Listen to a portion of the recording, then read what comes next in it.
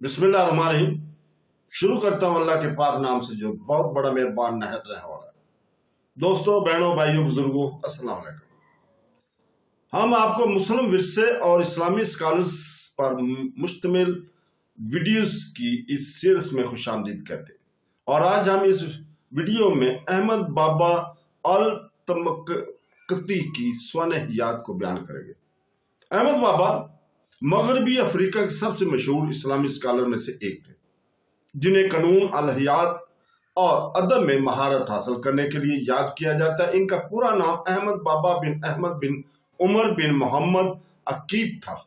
वो सितंबर 1556 में टम्बाक्टू, माली के दारुल जो आजकल है, उस शहर में पैदा हुए।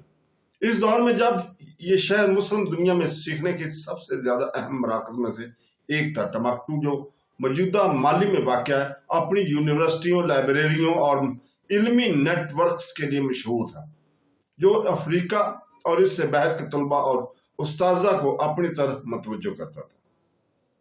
अहमद बाबा उलमा के एक मोअज़्ज़ज़ घराने में पैदा हुए थे, जिसने इन्हें इब्तदाई उम्र से ही एक भरपूर फिक्री माहौल तक रसाई दी थी। उन्होंने अपनी पहली तालीम अपने वालिद और अपने खानदान के दिगर उलमा से हासिल की।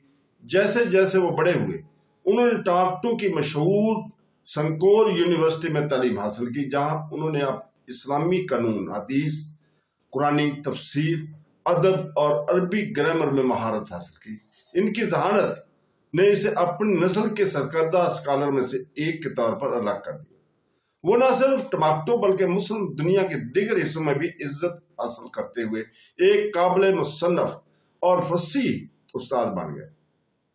अहमद बाबा को इनकी तसानीफ के लिए सबसे ज्यादा याद किया जाता है, जिनमें से 40 से ज्यादा काम मशहूर हैं। इनकी किताबों में इस्लामी फिक़ह, दीनियात, ग्रामर और पहले के उलमा के स्वाने जैसे मज़ामीन शामिल थे। इनके सबसे ज्यादा असर अंगेज कामों में से एक गुलामी पर एक कानूनी मतन था, जिसमें इसने गुलामी के खिलाफ मुसलमानों के हकूक का दफा किया और यह दलील दी कि किसी भी आजाद मुसलमान को कानून के मुताबिक गुलाम नहीं बनाया जा सकता, कता नजर नस्ल या इलाके से। इस पोजीशन ने इन्हें अफ्रीकियों की नस्ली गुलामी को खुलेआम चैलेंज करने वाले इब्तदाई उलमा में से एक बना दिया और इसने इस्लामी कानून और इंसानी हकूक की तारीख में इनके काम को देर पा अहमियत दी। इनकी तहरीरों से इनके गहरी मालूमात और इंसाफ के लिए इखलाकी वाबस्तगी दोनों का पता चलता है। 1591 में मराकश की फौज ने टम्बाक्टू पर हमला किया और शहर का कंट्रोल संभाल लिया। इस कब्जे के दौरान अहमद बाबा समेत कई उलमा को निशाना बनाया गया। 1593 में इसे मराकश की अफवाज ने गिरफ्तार कर लिया और मराकश ले जाया गया, मोरक्को, जहां इसे कई साल तक कैद रखा गया। इस मुशक्कत के बावजूद उन्होंने असीरी के दौरान लिखना और पढ़ना जारी रखा। मराकश में इनकी मौजूदगी ने इनकी तारीफ की, क्योंकि वो वहां भी गैर मामूली सीखने और दयानतदारी के आदमी के तौर पर पहचाने जाते थे। मराकश में तकरीबन 15 साल गुजारने के बाद बिलाखिर इसे 1608 में रहा कर दिया गया और इसे टम्बाक्टू वापस जाने की इजाजत दे दी गई। वापसी पर अहमद बाबा ने एक उस्ताद और स्कॉलर के तौर पर अपना किरदार दोबारा शुरू किया। हालांकि टम्बाक्टू मराकश की फतह की तबाही से कभी भी मुकम्मल तौर पर सेहतयाब ये नहीं हुआ, फिर भी वो ऐसे काम करता रहा जिसने इल्म की रोशनी के तौर पर शहर की साख को तकवीत दी। इनका इंतकाल 1627 में टम्बाक्टू में ही हुआ।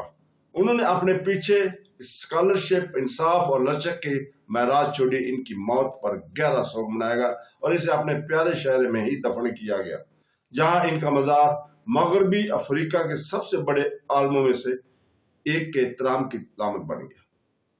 टम्बाक्टू में अहमद बाबा का मजार इनकी तदफीन के मकाम पर कायम किया गया था, जो इस एजाज की अक्कासी करता है जो इनकी बरादरी ने इन्हें दिया था। सदियों के दौरान ये तालब इल्मों, मुसाफरों और सीखने के महताओं के लिए सियाहत का मुकाम बन गया। मजार डिजाइन में मामूली था, लेकिन टम्बाक्टू के स्कॉलरशिप के सुनहरे दौर की याद दहानी के तौर पर इसमें बहुत ज्यादा अलामती वजन था। सियासी अदम इस्तेकाम, اور غیر ملکی حملے کے دوران بھی اس احمد بابا کو یاد اور ان کے مزار کی موجودگی نے ٹمکٹو کے فکری ورثے کی روح کو زیادہ زندہ رکھا۔ حالیہ دنوں میں احمد بابا کے مزار کو مالی اور وسیع تر مسلم دنیا کے ثقافتی ورثے کے حصے کے طور پر تسلیم کیا گیا ہے۔ یہ ٹمکٹو کی دیگر تاریخی یادگاروں کے ساتھ کھڑا ہے جو دیکھنے والوں کو افریقہ میں اسلامی تعلیم کے مرکز کے طور پر شہر کے کردار کی یاد دلاتا ہے۔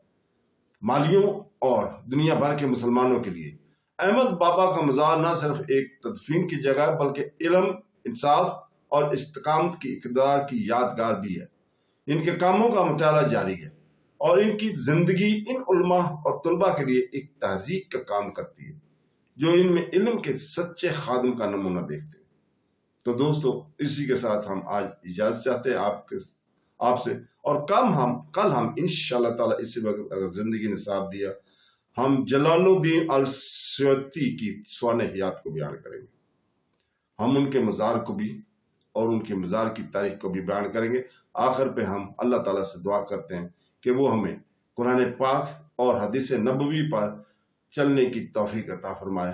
آمین ثم آمین۔ اللہ حافظ۔